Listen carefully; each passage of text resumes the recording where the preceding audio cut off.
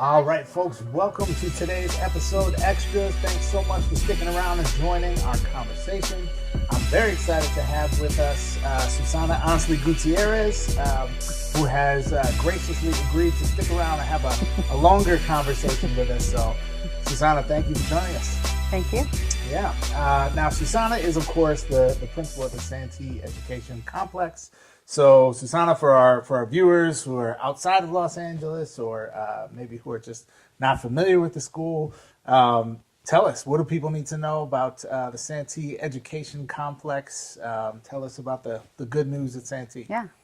Well, Santee Education Complex is located off of Washington and Maple. It is a very large, comprehensive high school in South Los Angeles. And it has an amazing journey, a transformational story. Santee started off as the lowest performing high school in the area, just with a lot of instability.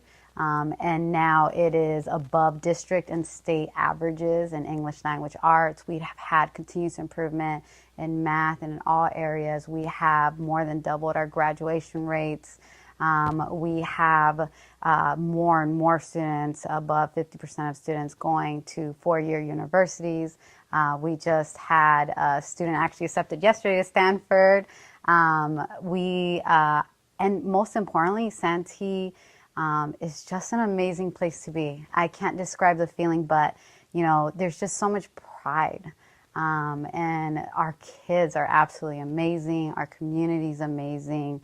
Our students really are just a sign of strength of our community, resilience, perseverance, really just really encompass what it means to be a community. I feel like it doesn't matter who they are, where they're from, just everyone's just so open and just welcoming. It's just a really good place to be. Yeah. Mm-hmm. Now, I do want to tell our audience, I think you might be being slightly modest about one of those points right there, because you said we've more than doubled our graduation rate. And correct me if I'm wrong, but I think Santee's original graduation rate was like 25%. Yes. And what is Santee's current graduation rate? Now we're we're at about 80% graduation rate. Yeah. Yes, So and still climbing. That's almost, Yes. tripling plus some. Yes. Right? So yes, technically you have more than doubled, but I want to make sure we give full credit where credit is due. Yes. Really, I think Santee, when people ask me about, my work and schools I work with, and stories of transformation, Santee is one of the first ones that comes to mind for me as a place that has really, evolved from a school that, people didn't want to send their kids to the school with the big wait list and not enough room, right? Yeah, we are the number one choice. Yeah. So for better or worse, I guess, right? So that's great. I also was really excited to have you today because I think your journey as an educator is a really interesting one. There's not that many people that have the breadth of experience from elementary, middle, and high school, teaching out of classroom roles and administrative roles at all of those levels.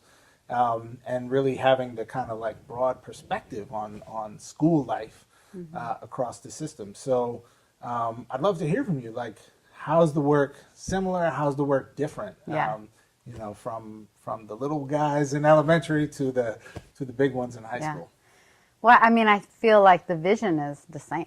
Wanting to serve students and wanting to provide high quality instruction, wanting to provide community-based school where students are safe and comfortable and successful and academically provided what it is that they need. I think all that is similar. I think the difference is just the age difference. With elementary children, the nurturing and just the discovery of learning, the love for reading, the love of learning in general. It's just it's joyful. And then you go into middle school, and students are really starting to learn about themselves as people, right? And who they are and what their beliefs are. And just that self-discovery is a big change when you get to that grade level. And being able to be there as a mentor and a model, starts to really be a big focus. And then when you get to the high school level, they've become, for the most part, who they are. And they know what they want to be. They know where they want to go. For teenagers, right? Let me be clear about that. And it's really, again, it's about leading, about being able to be supportive, and being able to support their ideas and kind of be behind them. They're such advocates, and they're so energetic about their futures, and they want to make a difference, and you being able to be the adult that just stands behind them and says, yeah, what can I do to make sure that happens, and being able to help them realize their dreams and get to that finish line. I think that's the difference. But for the most part, they're kids, and you love them, and you want the best for them, and that doesn't change. Yeah, yeah. Even if you haven't maybe had to tie any shoes in the last couple of years at Santee, like you did as an elementary principal. I still tie shoes. Oh, do you really? Yeah. Well, wow. we have 8 moderate to severe programs. Okay. Yeah. So I take that back. Yeah. Still, good thing you had that experience going in there. So I want to dig a little bit deeper into your kind of journey, and kind of share with us a bit about your path. Like, how did you become a principal? What motivated you to kind of choose this path for yourself? Yeah. So I grew up in Lenox.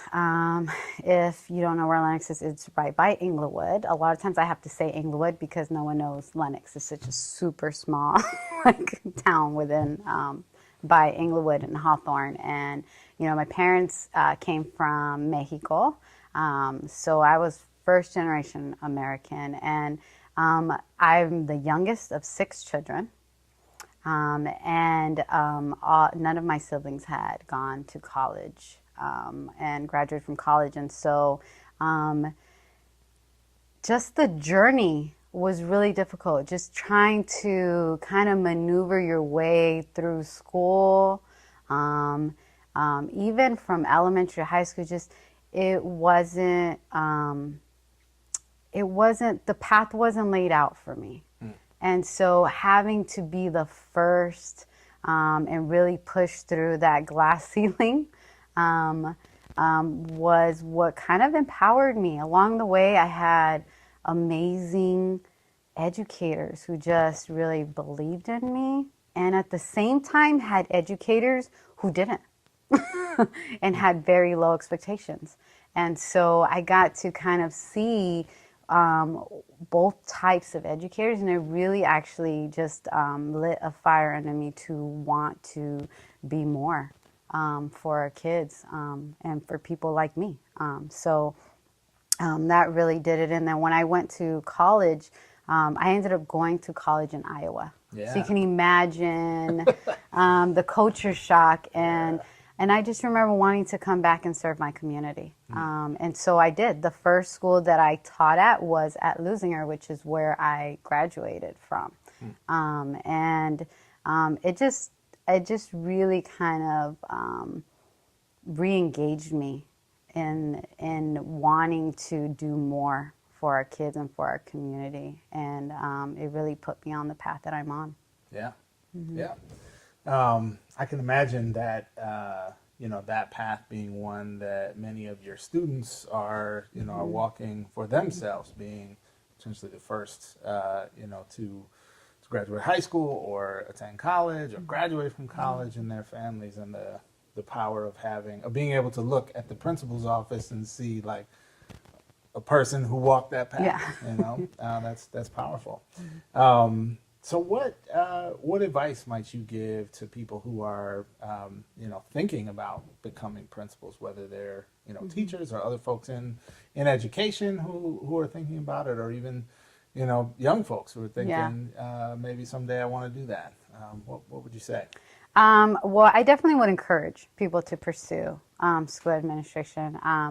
Even though the job, as we were describing, is very complex, it's also really rewarding. And being able to not only like develop a vision, but be able to lead the work and hopefully being able to achieve a vision. There's no better feeling, right? At the same time, the advice that I would give would be, to take your time and really master the art of teaching, and to really, take time to understand the various components of a school system. Listen to others, have mentors, and, put yourself out there and take leadership roles, and really try to kind of, put yourself in the work before you get into the position, because it is a huge position, and it is a huge responsibility. And so you want to be as prepared as possible to take on that role. Yeah. Yeah.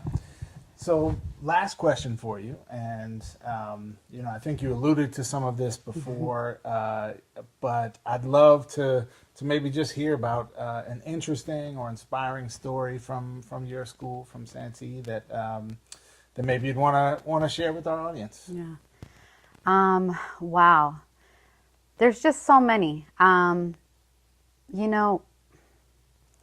We have so many students who come in their freshman year, and they're just finding their way, and then you get to see them grow. I'm lucky enough where I have been in the community at a couple of elementary schools before I got to the high school, so I've gotten to see some students actually go from elementary all the way into my high school. And so just to see them grow and find who they are, and then set their goals and achieve those goals. I mean, there's an inspirational story every day. Like, we get to see, last year we had a student who got the Posse Scholarship and went to Northwestern, and she's doing amazing. And this year we have a student who received a full scholarship to UC Berkeley, another that received a full scholarship to Stanford, and so on and so forth. And a lot of these kids are first generation college goers like I was, and then others that are really following behind in their parents' footsteps, and really kind of striving to become their own, and just seeing that success. Like I said, every day is an inspirational story. Yeah, I bet. Well, folks, once again, Susana Ansley-Gutierrez is our guest, part of our seminar today, and was gracious enough to stick around and chat with us. She is the proud principal of the Santee Education Complex in South LA. And if any of our viewers, are moved and inspired from today's conversation and want to learn more about Santee or support Santee in any way, is there a way that they can find Santee online? SanteeFalcons.org. All right, go Falcons. Cool. Well, thank you, Susana. Thank you. Thanks for joining us, folks. As always, you can find all of our content on our website, which is AOTAshow.com. That's AOTAshow.com.